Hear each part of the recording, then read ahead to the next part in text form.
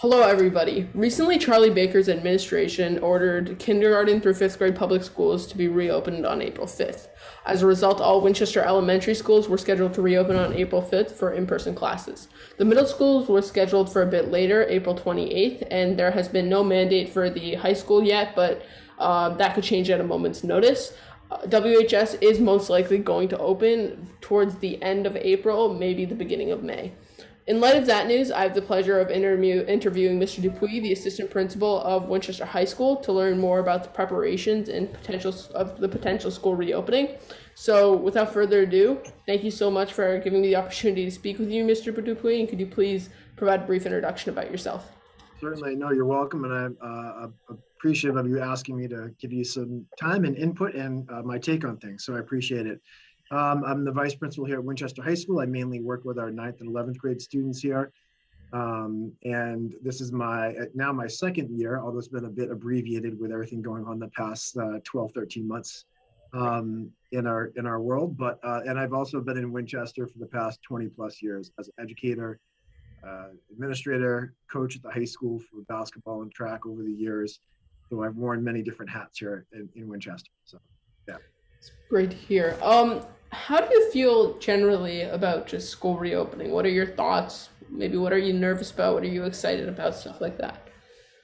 Yeah, I think my first initial thought is that I'm excited, mainly because the reason why we're in this profession is to impact students as best we can in their lives academically, to support them socially. And so we've been trying to do the best we can with what we've been given for guidelines, and with a Right. hybrid schedule, we've been just trying to do, as like I said, as best we could. So there's a level of excitement for me that we're able to get our students back in the building full time, 5 days a week, while also still being able to support our students and families who aren't necessarily ready for that, and offering the ability to stay remote through the end of the school year.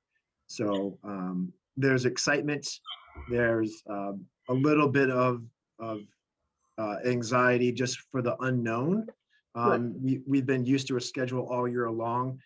Um, we're kind of asking a lot of people to change again, and change their routines. And so the anxiety that I have is not a bad anxiety.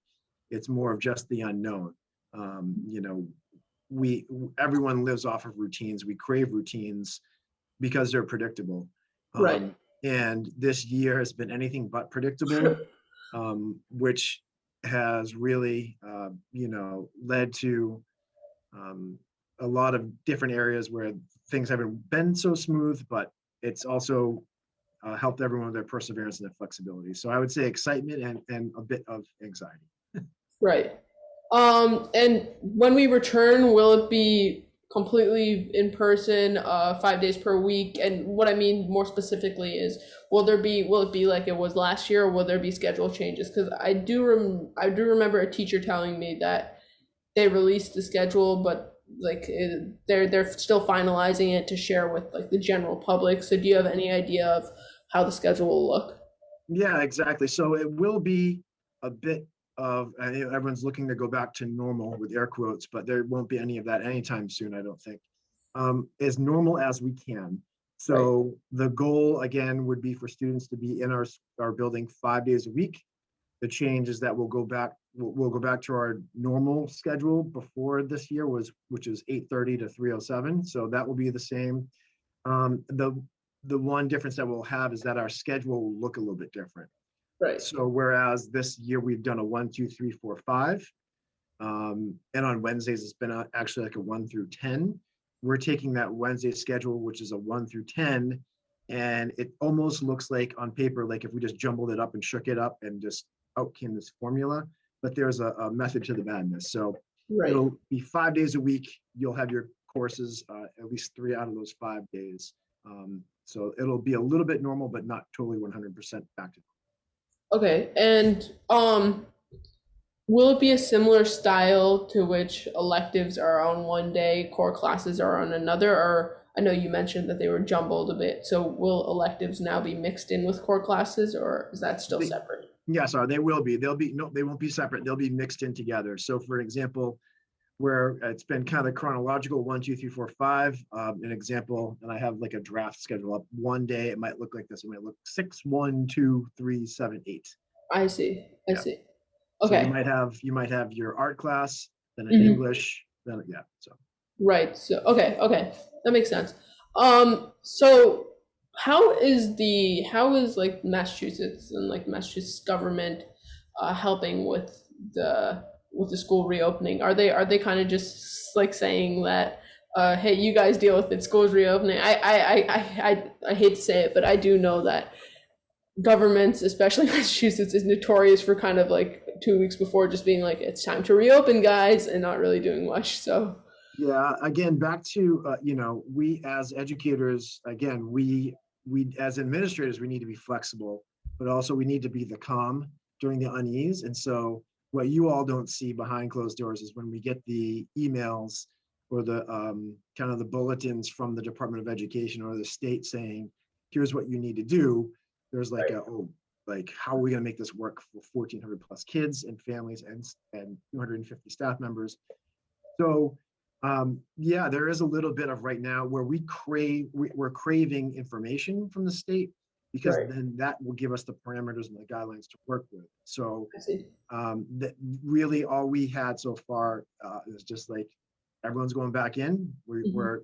We're expecting everyone to be full time. And the only other guideline they've kind of given about like seating and health guidelines about being now 3 feet apart instead of 6 feet apart. I mean, it gets down into the weeds of saying everyone's going to be facing the same way for an extended amount of time. So there's about a 16-page document that we've had to go through with a fine tooth comb to make sure we're doing everything correctly for all the kids. Okay. And then will learning in general be different beside the obvious? There are going to be more people in the school and it's not going to be as online as it used to be. But will it be different in the sense that more classes might be offered or there might be changes such as less classes being offered? Or will it stay mostly the same except for the fact that we won't be remote? Yeah. So the one thing that we've wanted, the biggest goal for us administration and the directors was to keep it as easy, as simple, as the same as possible. So for a student, your classes won't change, your teachers will not change, just really the time of day when you have those classes will change, and it'll be in person. So Right. your art classes will be in person, your phys ed classes will most likely be outside. Um, so we're going to have to get creative as best we can with learning space. That will change a little bit. Um, and so it's a big task, but we're Right. trying to keep it as simple for all of you as possible. Other than your schedule kind of changing a little bit, Right. you'll be able to access that before you come into school. We hope to have that updated by April vacation. So you'll Okay. be able to see the new schedule before you come in. All right. And then I've heard rumors about like potentially live streaming classes, sending some kids full remote if they want to do that. Basically, everything is being opened back up and new ideas are on the table, a lot of them. Would you mind sharing, giving us like a preview of what might be coming, how likely there is for our classes to be live streamed and stuff like that? Yeah, that's a great question. So some districts did that at the beginning of the year with live streaming in. So you had A cohort students in the building, then the B cohort students were live streaming in. So you had the whole group of say 30 kids at the same time in an algebra class. Right. We didn't do that here. It's worked out okay for us.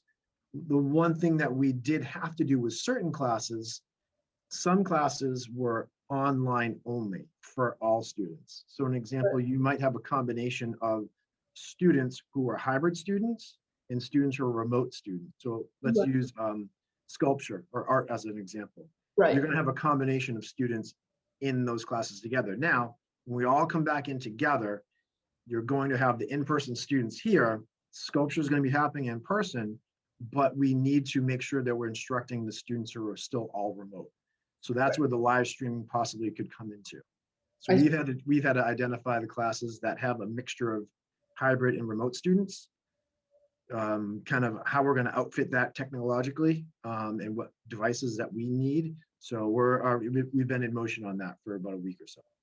Right. And so does that mean that, for example, my English class, a core class, there's no way that there could be an online person there.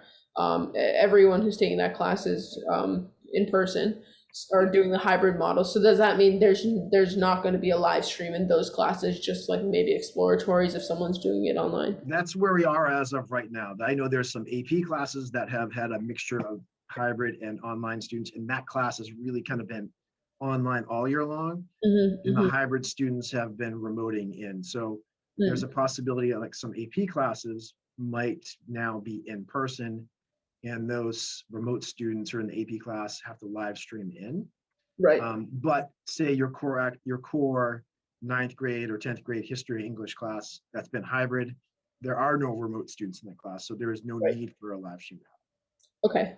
And speaking of AP classes, I do know that APs are gonna they're in May, and that's gonna be around the time where we start to reopen. So is there how do you think that students are gonna deal with both of those things, or is there like a plan in place or something, or just are we gonna have to just adapt to the situation, unfortunately? A little bit of everything you're just saying. Yeah, we have a schedule in place, and don't forget you have to add an MCAS in there. All right, so That's also true. Yeah, yeah. yeah. So scheduling wise and logistics wise, it's a lot on our end of things. Ms. Cohen, going through and making sure the puzzle fits for all of you, and also being mindful that most of you are all coming back into school 5 days a week, Mhm. and we know that's probably a lot of stress on you to begin with. So the unfortunate part is that it's happening right around APs and MCAS. Um, and we're trying to support our teachers and students as best we can. Yeah. So what kind of social distancing policies will there be outside of the fact that I do know that it's 6 feet, or it's 3 feet of separation now, but that's just about as far as my knowledge goes. Are there any other guidelines that have been put in place and stuff like that? Yeah, no, I mentioned a little bit earlier in that 16-page document about returning to school, we had to go through that. And now, where last summer in Massachusetts, they were stating for public schools a 6 feet buffer.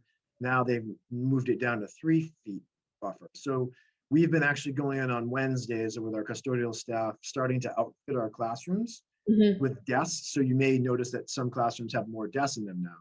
And Right. we are literally going through, like we did last summer, measuring 3 feet now in between desks, writing down how many desks we can fit into a classroom comfortably, and then making sure when we align the schedules, we can kind of fit everyone in the classroom. So the guidelines are 3 feet. The other guidelines are that students should be facing the same direction. Hmm. If there's a need for students to do a turn and talk, you can do that for short periods of time. But the one thing that we're going to be mindful of is that when we've been in a hybrid situation and we've had positive cases in school during their time where they could be infectious, there hasn't really been a close contact because people have been outside that 6 foot buffer. So now Right. the difference will be if we happen to have a positive known case in the school given to us by the Board of Health. We're Hmm. Sorry, Mr. Pui, I think you just sorry are. there, I hit my space bar. Sorry. Don't worry about Now, what's going to happen if we have a positive case known to the school per the Board of Health information, we're going to need now to go and do our seating charts, track down the students who might be considered close contacts and quarantine them. it. Okay. So there'll be some disruptions to the classrooms if there's a positive case. All right. Now, I do know that there is worry when it comes to the reopening of school, and I mean, it's inevitable. There's reason to be stressed. There's reasons to be excited.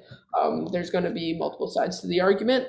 Now, the main argument is that there's 6 weeks left in school, and we're making a big change 6 weeks before school. Mhm.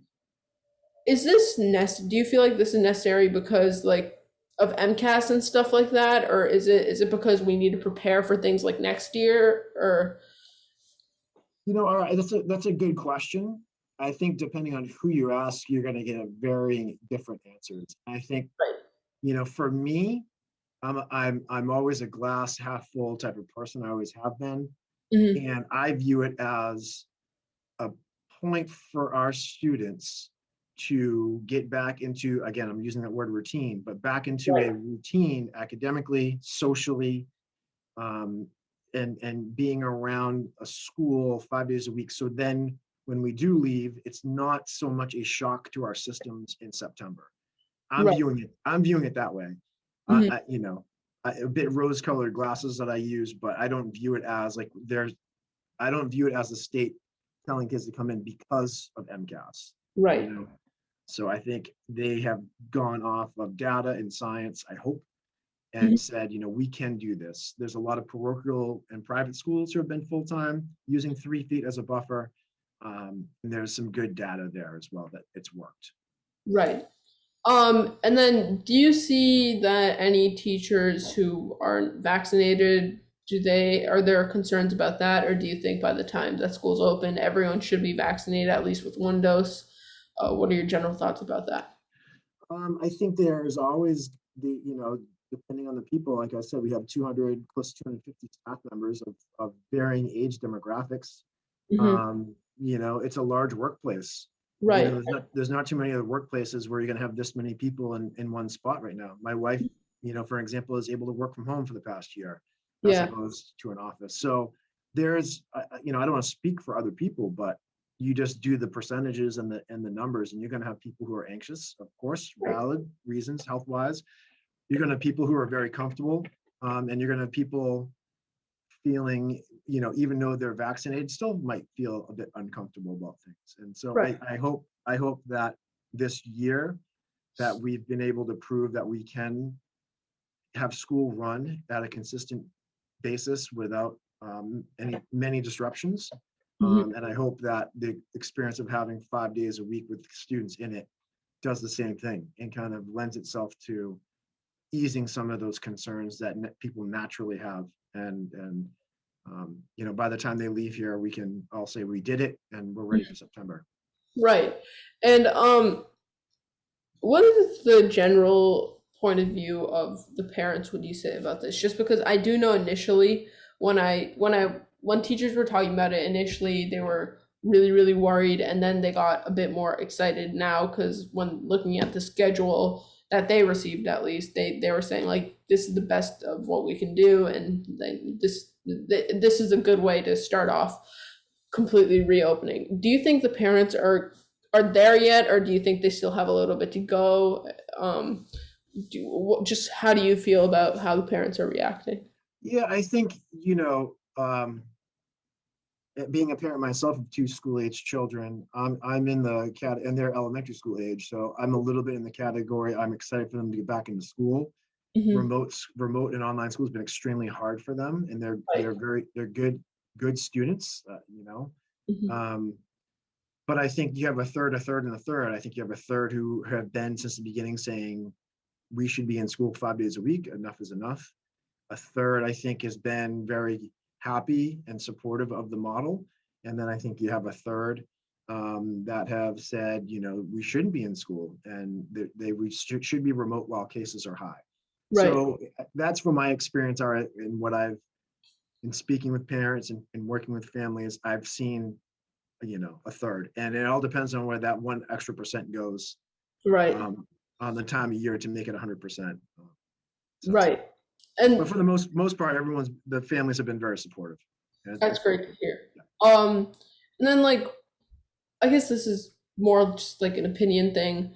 I guess like a rosebud and a thorn. What have been like the good things, the bad things, the really, really bad things that you've experienced with this whole COVID reopening?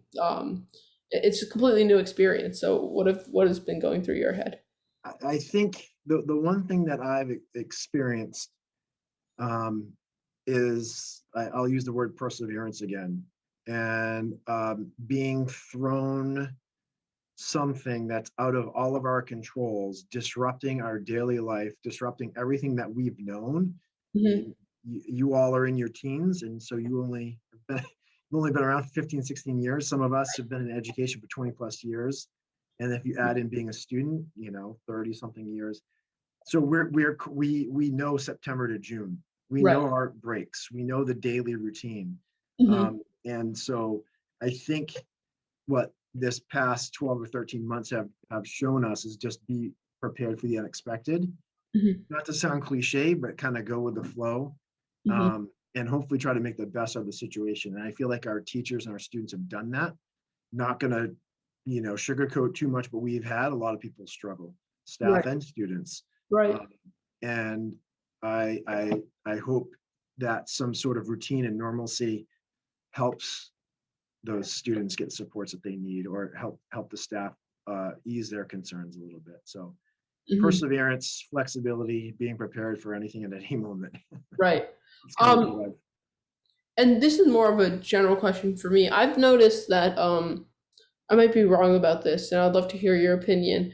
I've noticed that I guess the staff has kind of grown a lot closer together throughout this pandemic while teaching, because they're going through it all together. They're experiencing the same worries together. They're going through the ups and downs alongside everyone else. Do you feel the same way, or do you feel in some cases it's like fluctuating where you might be drifting apart, but at the end of the day, you're still back together? I think it's a pretty astute observation. We spend more time together than with our families during the week. So really we are a community here.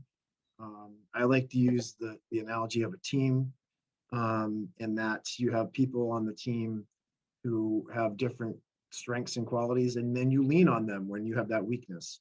Right. So, um, I have seen our staff and our departments really kind of make sure they're rowing in the same direction and support each other emotionally, academically, and just kind of be there for each other. And Right. it's we've had a lot of staff members who have young families, Hmm. and their own children's schedules have been in flux because of their district they live in. So there's a lot of emotional support that goes on behind the scenes that not everyone necessarily sees. Sure. Some hard times, um, but at the end of the day, some really good times where everyone is in together for care for our students here and do the best that they can. Right. Right. And finally, do you have any parting thoughts that you would like to add for anyone watching? Yeah, I just want people to realize how difficult everything has been here this year. There's a lot of anxious moments and anxieties that people don't see. And it's really easy sometimes to send an email or make a snide comment Yep. when there's plans being put out there about how we're not doing things correctly. Right. But we take those things in stride. And at the end of the day, we love what we do. We love the school, and we really care about our kids. And so we want what's best for all the students here. We're Right. And excited to have everyone back.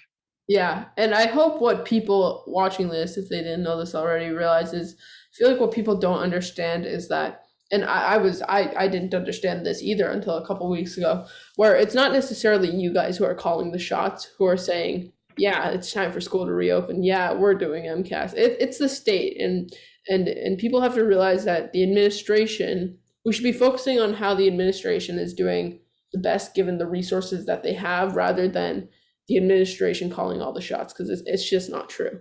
Yeah, we're always open for feedback. We're always open for constructive criticism. That's the nature of our job. We're not perfect. We're moms and dads too. Right. Um, and so really there's, at the end of the day, like I said before, the decisions we're making are all in thought of the students and Right. what they need. So we try. Right. Yeah. So again, thank you so much, Mr. Dupuis. This was super, super helpful, and thank you for taking the time and sharing your thoughts with us. And I guess in general, thank you for spending so much time focusing on us and trying to make this entire thing work, even despite the circumstances that we're in.